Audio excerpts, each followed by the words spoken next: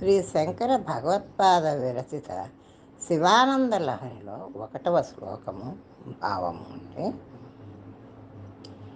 శ్రీ గురుభ్యో నమ. శ్రీ గం గణపతయే నమ.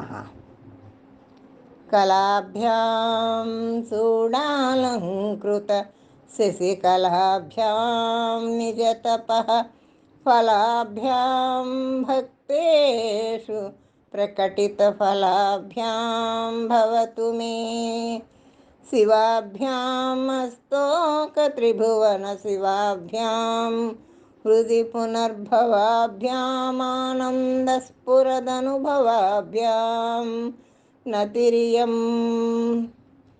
తాత్పర్యం: శివ శ్రీ విద్యా స్వరూపులను, చంద్రరేఖలు శిఖలపై అలంకరించుకొనిన వారును, ఇరువురు తపస్సులకు ఫలితములుగా ఏర్పడిన వారును, భక్తుల కోరికలు నెరవేర్చువారును, ముల్లోకములకు అధికమైన క్షేమ కారణముగా ఉండువారును, ధ్యానము చేయువారి హృదయమున మరల మరల సాక్షాత్కారమగువారును, ఆనందముతో పాటు కలుగు అనుభవ రూపులను ఆయన పార్వతీ పరమేశ్వరులకు ఇదే నా నమస్కారం.